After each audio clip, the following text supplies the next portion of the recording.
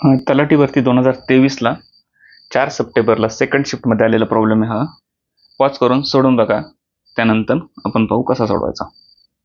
Okay, आता पाहूयात. एक टॅक्सी तिच्या एकूण प्रवासाच्या 2/5 भाग तिच्या नेहमीच्या वेगाने पार करते. उर्वरित अंतर ही टॅक्सीद्वारे तिच्या सामान्य वेगाच्या 2/3 वेगाने पार करते. संथ वेगामुळे ती तिच्या गंतव्यस्थानी 180 मिनिट उशिरा पोहोचते. जर एकूण अंतर 450 किलोमीटर असेल तर टॅक्सीचा सामान्य वेग किती आहे?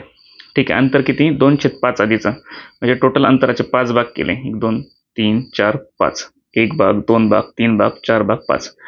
याच्यातलं हे 2/5 भाग आहे ना, हा तिच्या नेहमीच्या वेगाने पार करते. नेहमीचा वेग आपण, हे डिस्टन्स आहे 2/5, नेहमीचा वेग s मानला. उर्वरित किती अंतर झालं? हे 3/5. हे 2/5 झालं, हे 3/5 झालं. उरलेलं 5 पैकी 3 भाग उरला तिच्या वेगाच्या 2/3 वेगाने. आता s किती झाला चालता स्पीड? वेगाच्या 2/3 वेगाने s किती झाला? s इंटू 2/3 म्हणजेच 2/3 s झाला. पार करते. जर वेगामुळे ती तिच्या गंतव्यस्थानी 180 मिनिटे उशिरा पोहोचते. आता s होता स्पीड, नंतर 2/3 स्पीड झाला, तर ती किती? 180 मिनिटं उशिरा पोहोचली. एकूण अंतर 450 किलोमीटर आहे. हे पूर्ण अंतर 450 आहे. आता 450 पैकी 2/5 इकडे आहे, म्हणजे 450चे 2/5 किती झाले? 450 गुणिले 2/5, 5 1 5, 5 9 45, 0 9 2 18. 180 हे नेहमीच्या वेगाने जातं, एस वेगाने. आणि उरलेलं किती? 450 मधून 180 गेले, 9 2 18, 9 3 27, म्हणजे हे 27, म्हणजे 270 उरलं. हे आता ह्या 2/3 स्पीडने, आणि हा स्पीड एस वरून 2/3 इतका कमी झाल्यामुळं ती 180 मिनिटे म्हणजेच किती? 60 तरी 180, 3 तास उशिरा पोचते. तर आपल्याला टॅक्सीचा सामान्य वेग म्हणजे एस विचारलाय. आता एस आणि हे 2/3 हे जरा फ्रॅक्शनमध्ये येते 2/3, त्याच्यापेक्षा आपण स्पीड कोणतं तरी मानणारच आहे. हा रेशो आहे आणि हा त्याच्या 2/3 पट आहे, म्हणून स्पीडला इथं 3 निघूनलं आणि इथं 3 निघूनलं. तर ह्या नेहमीचा स्पीड किती झाला? 3s. आणि आता नंतरचा ह्या पुढच्या 270 किलोमीटरसाठी स्पीड किती झाला? ह्या 3ला हे 3 गेले, उरला 2s. आलं लक्षात? 2s. आता ह्या अंतरासाठी 270 किलोमीटरसाठी स्पीड आहे 2s, आणि 180 किलोमीटरसाठी स्पीड आहे 3s, आणि 3s हा तिचा कोणता आहे? नेहमीचा वेग आहे. आता नेहमीचा वेग 3s झाला, आणि आपल्याला सामान्य वेग विचारला, म्हणजे 3s ची किंमत काढायची. पाहूयात आता पुढे. आता 2 पार्ट केले आपण.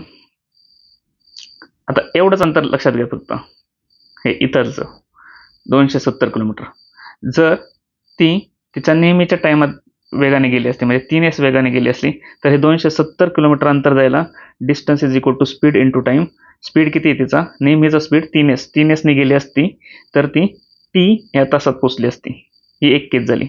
आणि दुसरी केस, त्यांनी स्पीड कमी करून दिले, म्हणजे 270 अंतर जायला ती 3s ह्या नेहमीच्या स्पीडऐवजी 2s इतक्या कमी स्पीडने गेली, म्हणून तिला 3 तास उशीर झाला, 180 मिनिटं उशीर झालाय, म्हणजे t + 3 झालं. 270 इज इक्वल टू हे, आणि 270 इज इक्वल टू हे, म्हणजे 3st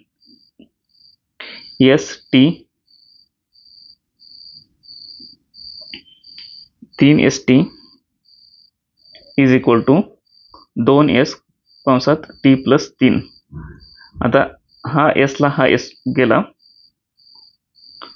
ह्या s ला हा s गेला, उरला 3t इज इक्वल टू 2नी t लागूनलं 2t अधिक 2नी 3 लागूनलं 6. हे 2t इकडे आणले, वजा झाले, 3t तून 2t गेले, t इज इक्वल टू 6 उरले. म्हणजे तिचा टाइम नेहमीचा किती आहे? 6. आता हा 6 टाइम आपण इथं टाकू, कोणत्या पण एका इक्वेशन मध्ये टाकलं तरी चालेल. आता 270 इज इक्वल टू 3st आहे. ठीक आहे, 270 इज इक्वल टू 3s आणि इंटू टी म्हणजे 6. आणि आपल्याला काय विचारलंय? तिचा सामान्य वेग किती आहे? 3s आहे, म्हणजे 3s हा सामान्य वेग हाच विचारलाय. म्हणजे 3s काढण्यासाठी आता 6 इकडे गुणलेले, भागिले आणलं, 270 भागिले 6 इज इक्वल टू 3s, आणि त्याचं उत्तर आलं 6 3 21, 6 1 6 12, 6 3 18, 6 चोक 24, खाली उरले 3, 6 पंचे 30, 45. पर्याय नंबर 2. समजलं? उत्तर समजलं असलं, सोडवण्याची पद्धत आवडली असली तर लाईक करा. थँक्स.